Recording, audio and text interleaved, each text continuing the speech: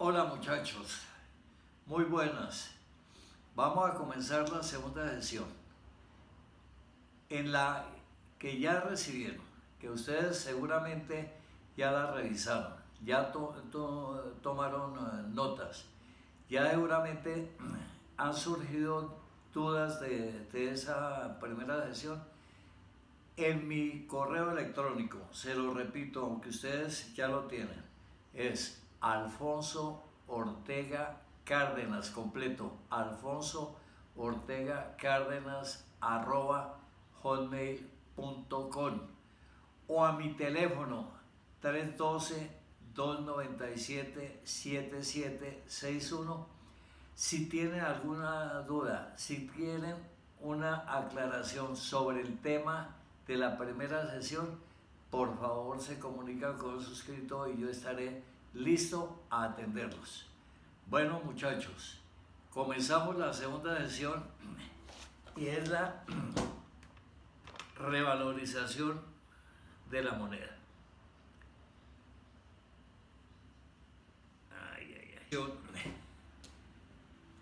La denominamos revalorización de la moneda. Cuando hablamos de revalorización es que vale muchísimo más algo, y en el caso de ese algo es la moneda. Acordémonos los principios de economía en la segunda hora de clase, donde les dije a ustedes: póngale cuidado porque de aquí en adelante todo y su profesión, toda va a ser oferta y demanda. ¿Cuándo se nos aparece una revalorización? Cuando dentro del país la oferta de dólares es menor que la demanda de moneda. Entonces acordémonos que cuando hay escasez, cuando hay de un bien o servicio, cuando hay poca oferta, entonces el precio de ese bien o servicio, y en este caso el dólar, pues sube. Entonces nos dicen los entendidos que en términos muy sencillos la revalorización de la moneda, algunos la llaman deflación o apreciación de la moneda, podemos explicarla diciendo que se manifiesta, ojo bien, como una tendencia sustancial y persistente del nivel general de los precios de los bienes y servicios a la baja. Pero igualmente se manifiesta por una persistente disminución de la demanda de los bienes y servicios dentro del mercado nacional.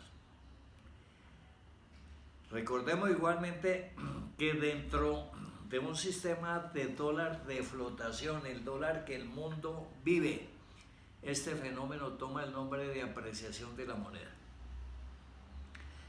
La deflación o revalorización o apreciación se presenta con una persistente reducción de la actividad comercial y en general de los negocios.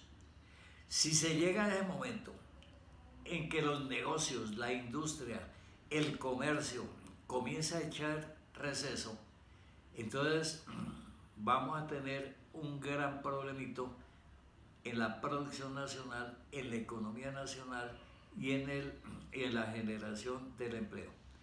Eso se denomina recesión. Pero antes de seguir adelante, mire lo que vamos a representar: la revalorización de la moneda.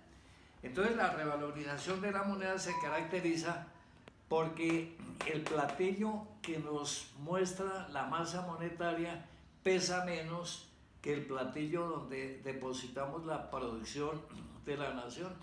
Este desbalance nos está mostrando que hay una gran oferta de bienes y servicios y menos cantidad de dinero en circulación. O lo que da igual, disponemos de menos cantidad de dinero, pero hay mucha abundancia de bienes y servicios. Cuando hay mucha abundancia de bienes y servicios, entonces el precio de esos servicios es bajo.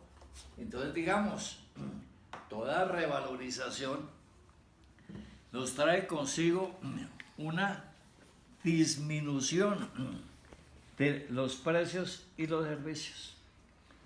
Pero si la situación llega a lo que les dije, vamos a encontrar un fenómeno que hasta ahorita no aparece: la recesión económica. Para que me entiendan todos, si cuando terminamos la clase suena un timbre, entonces nos está diciendo se terminó la clase de economía. Entonces entramos en receso. ¿Qué hacemos en receso en los 10 minutos o 15 minutos? Nada, ir al baño, pero de clase nada. Entonces la economía puede entrar en recesión económica. Cuando se habla de una situación de receso económico, se tiene que relacionar o tenemos que hacer mención al Producto Interno Bruto, necesariamente para entenderlo. Producto Interno Bruto, a la riqueza de la nación. Riqueza de la nación. Tenemos que acudir a ello.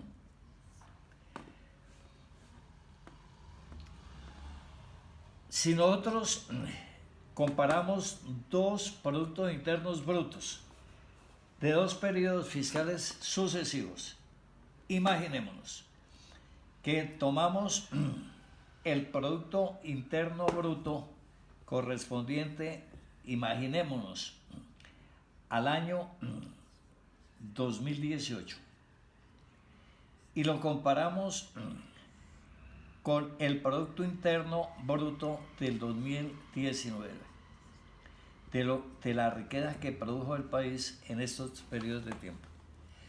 Y digamos que fue 1.000 billones en el 18.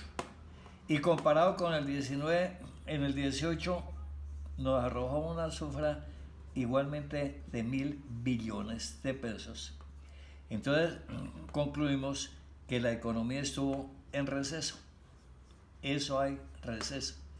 ¿Cuándo hay receso económico? Entonces repetimos, ¿cuándo hay receso económico? Cuando comparamos dos productos internos brutos de 2 años seguidos y encontramos que ni subió ni disminuyó el Producto Interno Bruto, ni subió ni disminuyó la riqueza, son iguales. Entonces hablamos de un receso económico. La economía estuvo como estancada, ni aumentó ni disminuyó. Pero el efecto económico es gravísimo, si no aumentó en la riqueza. Pero la población es dinámica, hay crecimiento de la población. Y esa aumentó y apareció más gente con necesidad de trabajar y no encontró trabajo, pues la situación es bien delicada, muy delicada. Entonces, eso es supremamente grave. Pero si nosotros comparamos el Producto Interno Bruto de estos dos periodos, volvemos al 2018 y cojamos el Producto Interno Bruto y dijimos que fue de 1.000 billones versus comparado el año 2019 y encontramos que el Producto Interno Bruto del 2019 fue solamente 900 billones de pesos. Entonces, no hablamos de un receso. Entonces ya no hay receso, ya estamos muy mal. ¿Qué pasó? Disminuyó la producción de la riqueza y al disminuir en riqueza entramos en un momento de depresión económica, gravísimo. Depresión de la economía, depresión. Entonces, toda depresión de la economía, como consecuencia, ¿qué va teniendo? Pues desempleo, menos ingresos. Si hay menos ingresos, la gente demanda menos productos y servicios. Si hay menos demanda, entonces afecta la producción, la industria y el comercio. Si afecta la industria y el comercio, estos al afectarse comenzarán a disminuir la nivelación de empleo, entonces aparecerá desempleo y eso precipita a la crisis económica. Pero si nosotros tomamos igualmente el año 2018 y seguimos con el Producto Interno Bruto, y que fue de 1.000 billones,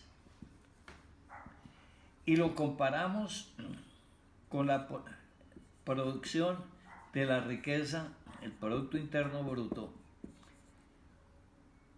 en el 2019, y esto fue de 1.100 billones, tenemos otro fenómeno, y es un fenómeno que lo denominan recuperación de la economía. Se está recuperando la economía. Entonces, ¿qué aparecerá? Mayor empleo, desarrollo económico, mayor riqueza, mejor bienestar de la economía nacional. Para calcular el Producto Interno Bruto, no es que vamos a utilizar esas ecuaciones, pero sí tengan conocimiento de eso. Existen dos métodos para calcular el Producto Interno Bruto. Hay un método que se llama el sistema de las erogaciones. Sistema de las erogaciones.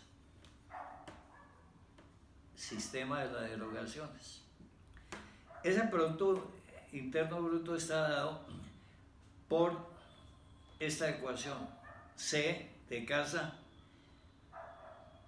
más G de gato más I de Ignacio más X de Jimena menos M de mamá, donde cada uno de estas letras tiene significado. C de casa es igual a consumo de todos los sectores de la economía. G nos está representando el gasto general del sector público durante el año. La I de Ignacio, inversión de todos los sectores de la economía durante el año. X, el total de las exportaciones, y M, el total de las importaciones realizadas por el país. Pero existe otra fórmula que debemos conocer su existencia. Es el método del costo e ingreso. Método de costo-ingreso. Si utilizamos este método para calcular el Producto Interno Bruto, su ecuación estará dada por lo segundo: I de Ignacio más R de Roberto más W de Wilson más B de Bernardo más I de Iglesia mayúscula menos I latina minúscula más D de Diego, donde cada uno de estos nos representa lo siguiente: I, intereses pagados por el sector capital. R, la renta producida por el factor tierra. W, salarios devengados por la fuerza de trabajo laboral. B, beneficio obtenido por los empresarios. Y sub I nos representa los impuestos indirectos. Y D, la depreciación tenida durante el periodo fiscal. Entonces ya conocemos el Producto Interno Bruto. Ya hemos dicho de la recesión. Entonces la recesión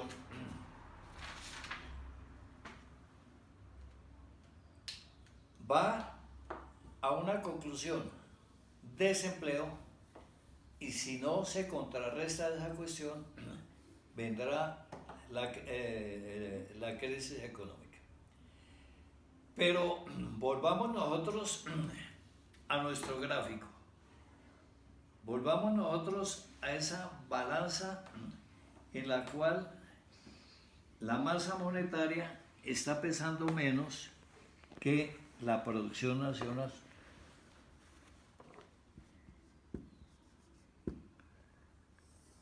Entonces tenemos este desbalance.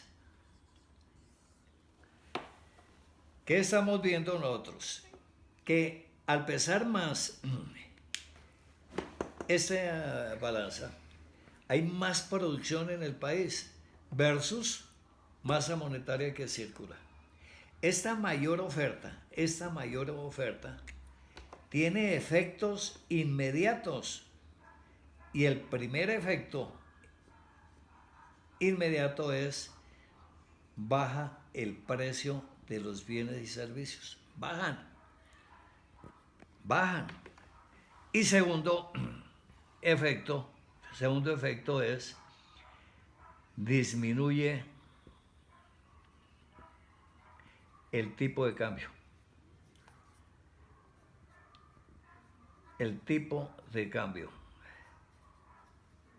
Entonces, Rico, volvamos nosotros al 2007. Tuvimos un tipo de cambio de 1.700 por $1. Entonces, dijimos alguna vez que eso nos permitió cambiar los cajones de televisión que tuvimos por el plasma. Cambiamos esas panelas que teníamos de teléfonos por los celulares que hoy en día conocemos. Pudimos viajar con más facilidad al exterior porque resultó menos costoso que irnos para Barranquilla, para Santa Marta, para Cartagena. De pronto tuvimos oportunidad de comprar carrito nuevo. Entonces esa revalorización nos permitió. ¿Por qué? Porque bajó el tipo de cambio. ¿Por qué los carros bajaron? Porque había que conseguir menos pesos por el dólar y se importaba las cuestiones más baratas. Pero tuvimos unas consecuencias horribles. Entonces quebraron la industria, quebró el comercio, aumentó el desempleo. Entonces necesitamos nosotros, el gobierno, solucionar esta situación de desbalance. Es decir, que pese más esta cuestión que tiene la masa monetaria. Ni se les ocurra a ustedes decir, afectemos este recipiente que es la producción nacional. No, eso sería equivalente a acabar la empresa, lo que hizo Chávez en Venezuela, y ahí están los resultados. Esto es intocable.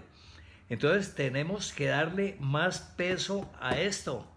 Es decir, tenemos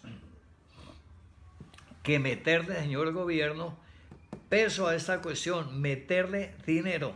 Acuérdense de la bolsita que de 68.3 billones que circulan en la economía versus los 1.000 millones que producirá el país en riqueza. Entonces necesitamos meterle esto. ¿Cómo le vamos a meter nosotros aquí? Entonces, enunciemos cuestiones. Primera enunciación. hay que meterle esto. Entonces, señor el gobierno, aumente esta cuestión. Primera medida, disminuir impuestos, bajar los impuestos existentes. ¿Por qué? Porque la gente tenga más dinero para invertir, para consumir, entonces que paguen menos impuestos. Segundo, quitar impuestos, quitar impuestos. Tercero, aumentar el gasto nacional. Señor gobierno, endeúdese. Solicite créditos al exterior, al Fondo Monetario Internacional, al BID, a la ID, a las agencias internacionales, a la banca. Traiga dinero, inviértalo. Y entonces al invertir el gobierno no solamente va a desarrollar la economía, sino va a generar empleo.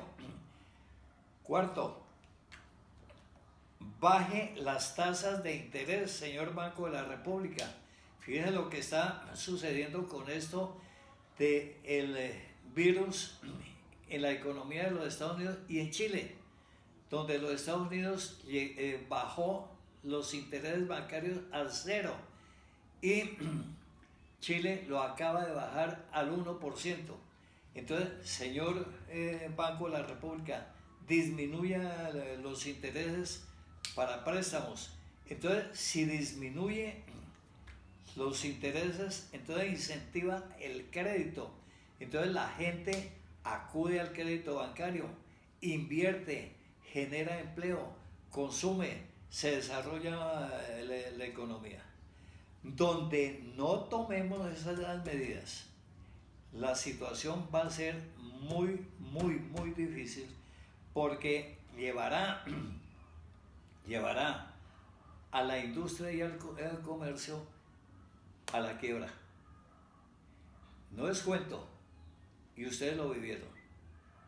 Volvemos pues a lo que yo les dije del sistema de flores, a las ensambladoras. Veamos pues lo que sucedió con el sector petrolero. 35,000 empleados de trabajo perdidos.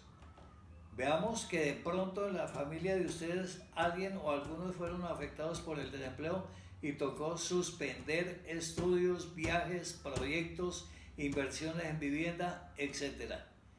Esto, la revalorización, es tan perjudicial como la devaluación o con la inflación monetaria.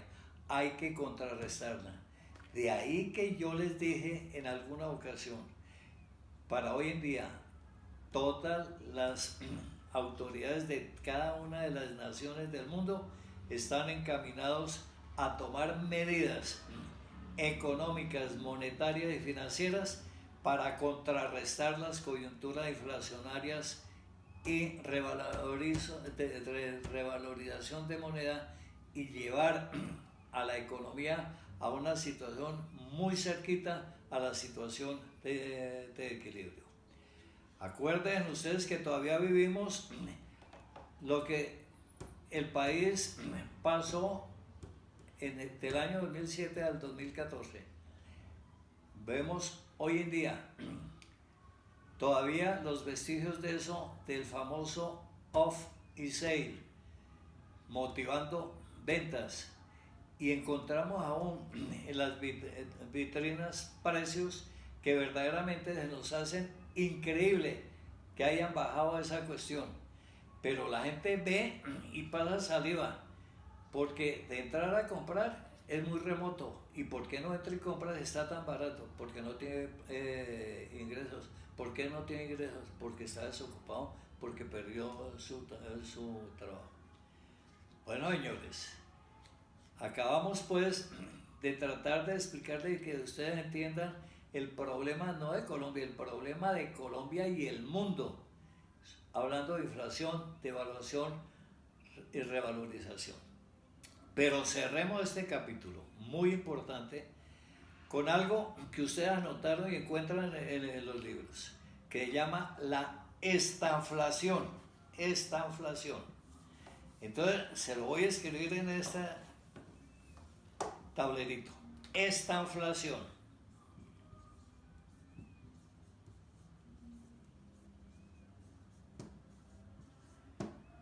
esta inflación.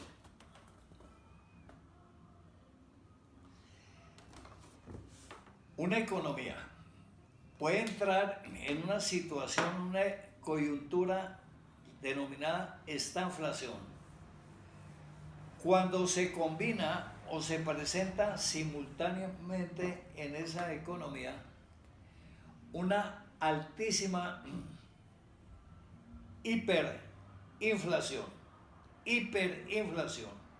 como la que está atravesando Venezuela. Y fuera de tener una hiperinflación, entonces aparece una crisis en el ciclo económico.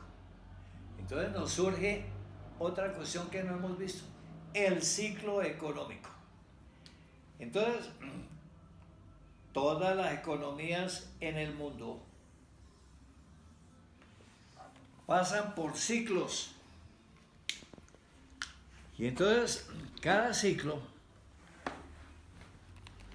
se identifica por etapas. Pongamos de A a B, se le denomina recuperación.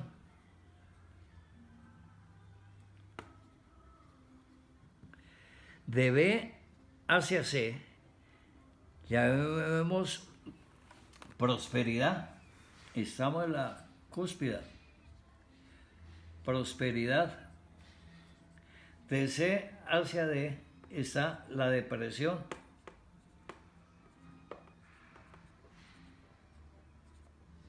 Depresión. Y de D a E está crisis. Es decir, estamos en la olla. Y ahí termina el ciclo. Ahí termina el ciclo y comienza otro ciclo. No es que recuperación, prosperidad, depresión y crisis tengan una duración determinada. No, señor.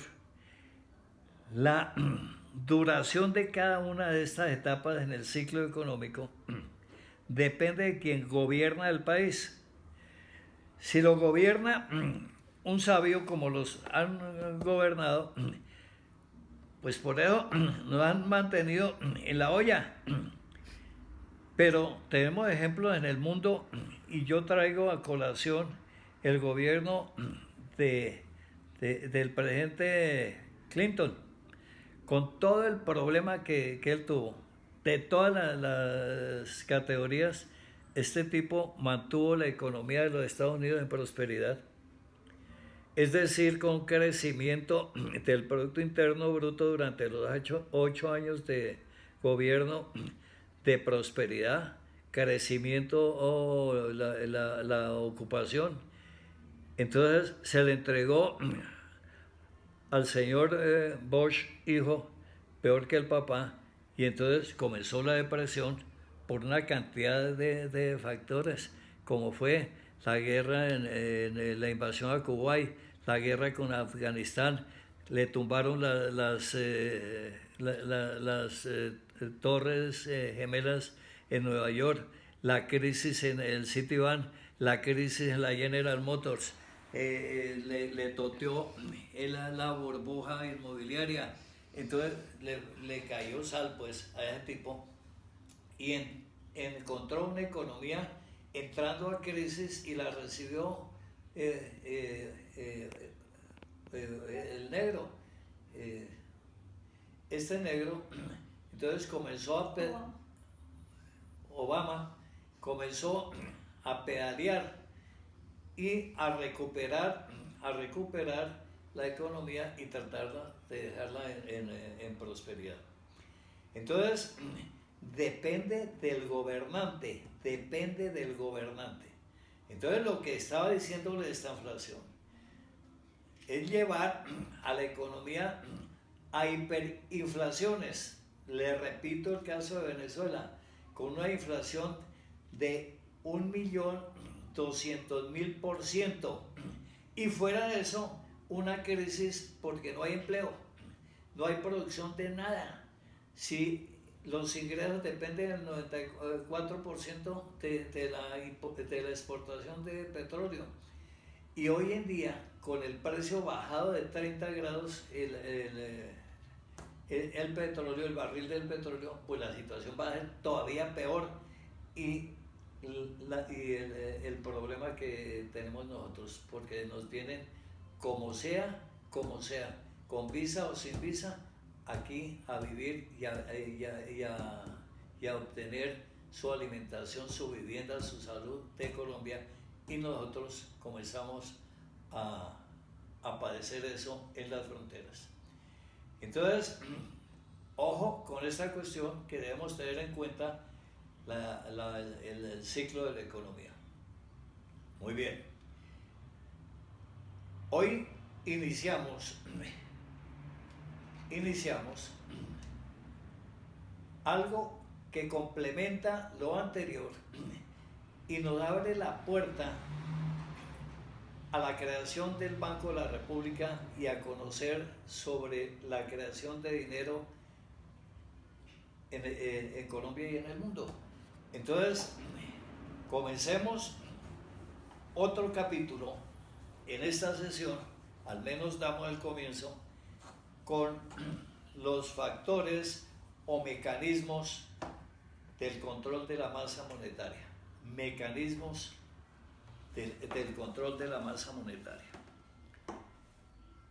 Veamos estos antecedentes. Hacia mediados del siglo XIX, la preocupación del Congreso Internacional de la Economía era la gran inflación que tenían todas las naciones en sus monedas. ¿Por qué?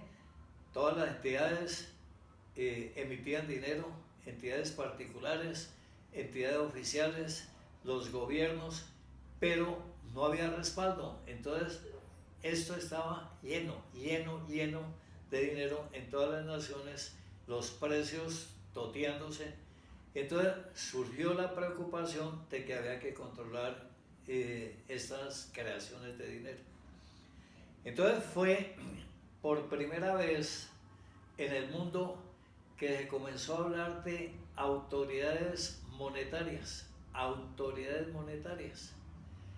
y se hizo relación que esas autoridades monetarias hoy en día son los bancos centrales, los institutos emisores o los bancos de la República. Entonces se llegó a la conclusión de que se le debía entregar la creación de dinero a la autoridad monetaria, es decir, a los bancos de la República, y surgió la idea de darle asistencia a aquellos países que para aquel entonces, mediados del siglo XIX, ya tenían bancos centrales, y asistencia para formar sus bancos centrales aquellos que, que todavía no la tenían, como era el caso de Colombia. Entonces aparecieron las autoridades monetarias y aparecieron lo que hoy en día llamamos los bancos centrales, institutos emisores o bancos de la República. Entonces se le entregó a estas instituciones el monopolio de crear dinero, y estos señores, bancos centrales, institutos de emisiones o Banco de la República, comenzaron a crear dinero, y ese dinero para entregarle préstamos, para entregarlos en préstamos. Entonces surgió el concepto de crédito.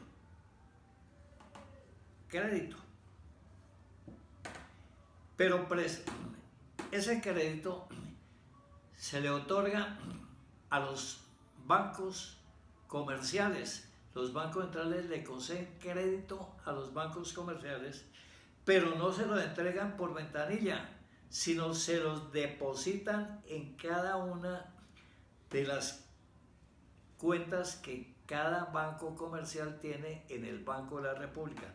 Es decir, el crédito se constituye en depósito de esos bancos, se les deposita. esos bancos comerciales ya han contado con ese dinero, que es su dinero depositado en su cuenta, que cada uno de ellos tiene en el Banco de la República. Entonces prestan ese dinero porque viven es de eso. ¿A quiénes? A sus clientes. Entonces esos depósitos del Banco de la República se retiran y conceden créditos a sus clientes.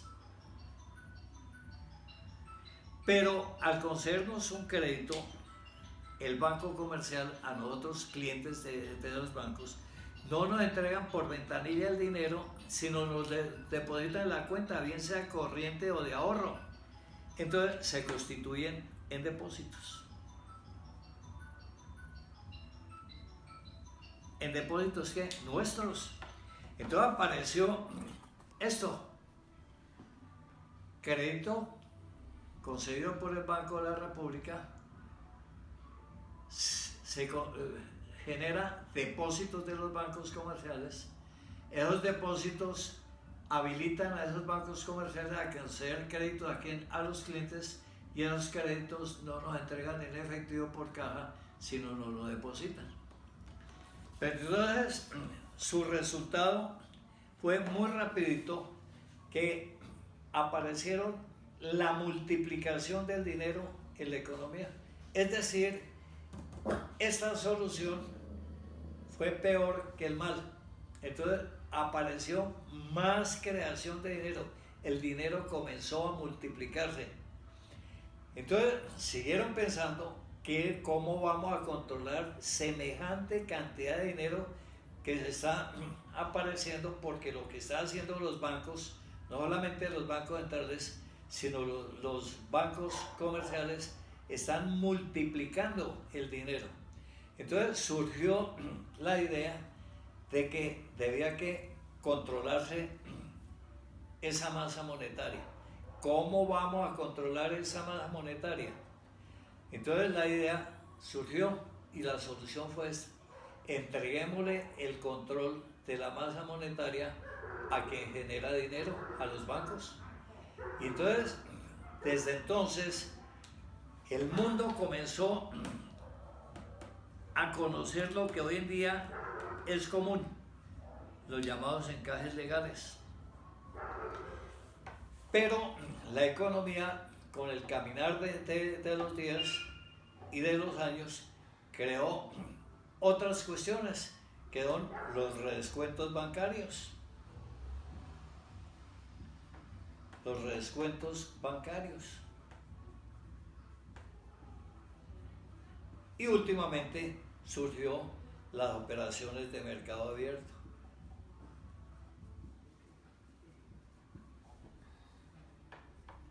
Las operaciones de mercado abierto.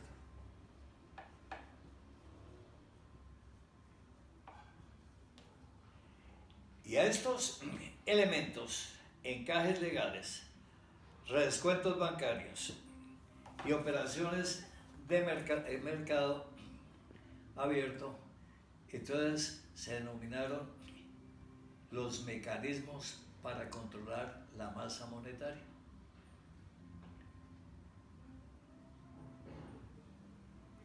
Entonces, comencemos a conocerlos.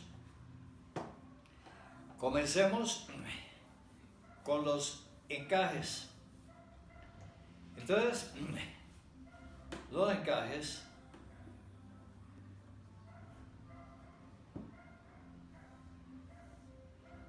se conocen hoy en día los siguientes: el encaje legal,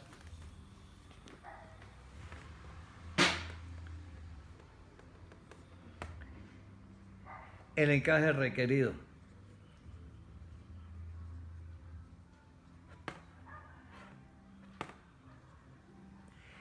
el encaje marginal,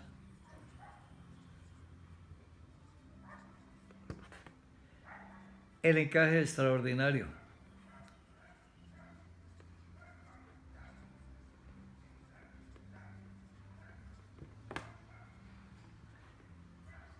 la posición de encaje.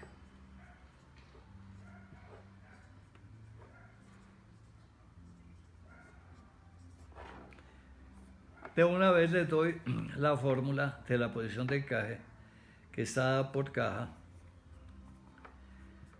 más depósitos en el Banco de la República menos encaje requerido. Esto es supremamente clave,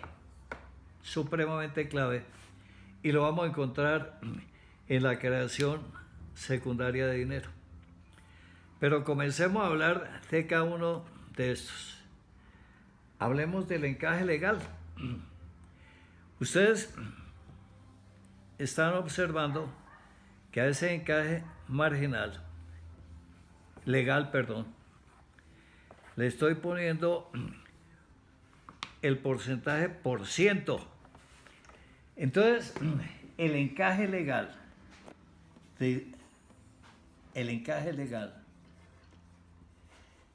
digamos que es un valor relativo o porcentual. Óiganme bien, establecido por el Banco de la República a los bancos comerciales, y que estos deben reservar de los depósitos que sus clientes le confían a esos bancos. Es decir, el encaje legal es una reserva que no puede emplear el banco comercial, y que ese banco legal, el banco que la percibe, el banco comercial, tiene dos opciones que son las siguientes: dejar una parte de ese porcentaje en caja del banco y otra parte depositar en la cuenta que cada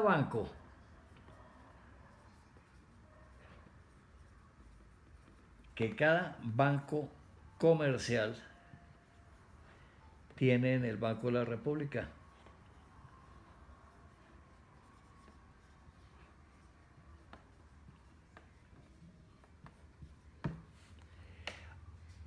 O eso lo determina la autoridad monetaria, depositar toda esa reserva en la banca que tiene ese banco en el Banco de la República, que es lo más común. Para que ustedes me entiendan eso, les voy a hacer un ejemplito numérico y póngale cuidadito a ello. Voy a borrar esto. Todo muy sencillo. Imaginémonos nosotros que hoy un cliente de un banco comercial nos deposita en ese banco 10 millones de pesos, y que para hoy el encaje legal establecido por la autoridad monetaria es del 20%. Hoy rige esto. Es decir, la autoridad monetaria, le aclaro, en Colombia es la Junta Directiva del Banco de la República. Se lo repito, la Junta Directiva del Banco de la República. Acuérdense ustedes del artículo 372 de la Constitución Política, que nos dice quiénes son los miembros de la Junta Directiva del Banco. ¿Sigo? Sí. Les aclaro de nuevo. El encaje legal es establecido por la autoridad monetaria del país, que es la Junta Directiva del Banco de la República. Retomamos el ejemplo. Les digo que partimos del supuesto de que un cliente llega al banco hoy y deposita 10 millones de pesos y rige para hoy un encaje legal del 20%. ¿Qué le está indicando al banco la autoridad monetaria? Le está diciendo: vea, banco, de eso que le dejó ahí, su cliente me deposita el 20%, es decir, me reserva 2 millones de pesos. Eso es una reserva. Y banco, lo resto que queda, el 80%, le queda disponible para usted. Puede disponer de ese 80% banco, y entonces el banco dispone de esos 8 millones, que es el 20%. Entonces, el banco coge estos 8 millones de pesos y él puede hacer varias cositas. Una, guardarlo en una bóveda, eso no lo va a hacer. Dos, invertirlo, cambiarlo en dólares, en divisas. Otro, comprar títulos de la deuda pública, comprar inmuebles, comprar vehículos, máquinas y equipos, lo que le dé la gana, pero lo más probable es que el banco lo va a prestar. Entonces, se lo presta a quién? A sus mismos clientes. Entonces, le presta 8 millones a un cliente, pero se constituye en un depósito, es un nuevo depósito, llamémoslo depósito 2. Y como es un nuevo depósito, tiene que hacer una reserva del 20% de ese nuevo depósito. Es decir, de este préstamo debe depositar, reservar 1.600.000. Y de ese nuevo depósito le queda una disponibilidad al banco del 80%, o sea, le queda una disponibilidad de 6.400.000. Esa nueva disponibilidad le queda al banco y puede hacer eso, lo presta. Entonces, imaginémonos que lo presta a otro cliente y se constituye en el siguiente préstamo, el tercer préstamo que hace, pero que es como es un depósito, tiene que reservar el 20%. Es decir, debe reservar 1.280.000. Y le queda una disponibilidad del 80% al banco. Es decir, 5.120.000. Esos 5.120.000, esa disponibilidad lo presta. Entonces, como se constituye en un nuevo depósito, debe reservar el 20%, o sea, 1.024.000. Y le queda una disponibilidad del 80%. Es decir, le queda una disponibilidad de 4.596.000. 4.596.000. Esa disponibilidad lo presta y se lo presta a un cliente, etcétera. Tiene que haber una reserva y una disponibilidad del 20% de disponibilidad, etcétera. Si ustedes ven, se está formando una malla, y esto a ustedes les enseñaron igualmente a mí, que es una progresión geométrica decreciente. Fíjense bien, es una progresión geométrica decreciente. Con un solo depósito, 20 millones, otorga un préstamo, este otro préstamo, este otro préstamo, este otro préstamo, etcétera. Es decir, que el banco con un solo depósito y un encaje legal del 20% puede hacer 53 operaciones. 53 operaciones.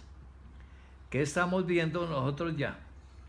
Estamos viendo nosotros que con este plática, lo que está haciendo el banco simplemente es multiplicándolo. Está multiplicando el dinero. Multiplicando el dinero. ¿Cuántas veces puede hacer la operación? Todas estas operaciones puede hacer hasta 53 operaciones. Eso es muy fácil verlo. Mire lo que ha hecho. Voy a borrar esta progresión geométrica decreciente. Voy a borrarla.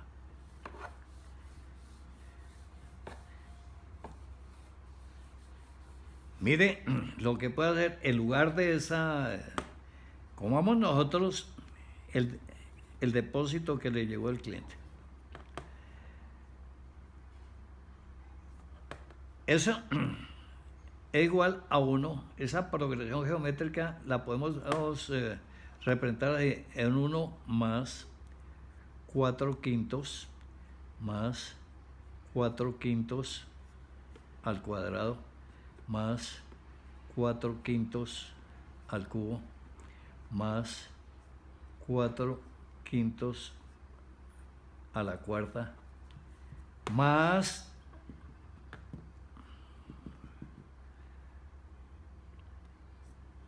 4/5 a la n,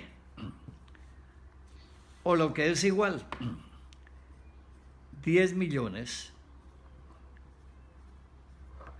factor de 1 sobre 1 menos 4/5, o lo que es igual 10 millones factor de 1 sobre 1/5, o lo que es igual 10 millones factor de 1 por 5 sobre 1, lo que es igual 10 millones por 5, igual 50 millones. ¿Qué le estoy diciendo? Que ese banco, con un depósito, un solo depósito, que a un cliente le llegó de 10 millones, hizo operaciones de crédito por valor de 50 millones. Esto los puede reducir usted más elemental todavía. Se lo voy a hacer. Voy a borrar.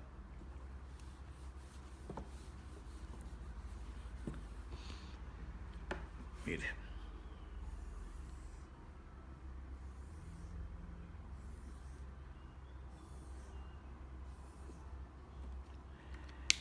Aquí pongo el número de las operaciones o depósitos. Aquí pongo el valor del depósito. Aquí pongo la reserva legal o encaje legal establecido. Y aquí la disponibilidad. Entonces, primera operación, le llegó el cliente y le dejó 10 millones.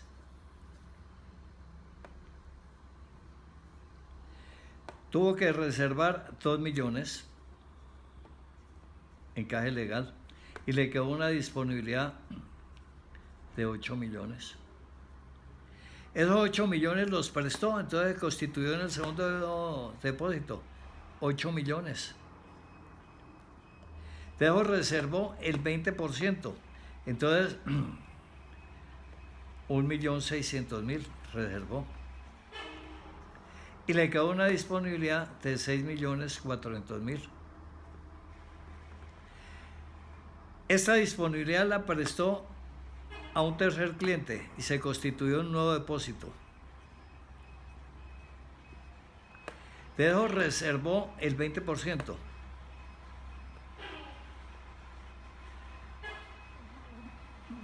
2 por 4, 8, 2 por 6, 12. 1.280.000. Y le quedó una disponibilidad del 80%, 5.120.000. Esos 120 millones los prestó a una siguiente cliente. Entonces se constituyó un depósito de este. Tuvo que reservar el 20%, 1.024.000. Y le quedó una disposición 4.096.000. Eso lo presta a un siguiente, 4.096.000. Esto reserva el 20% y le queda una disponibilidad del 80%, etcétera. Él va hasta la operación 53. Si ustedes hacen esta cuestión y suman cada uno de esto le suma 50 millones. Esto le suma 10 millones. Y esto le suma 40 millones. Entonces comenzamos a entender la operación de los bancos. Entonces los bancos trabajan con la plata del cliente que nosotros le llevamos y le depositamos.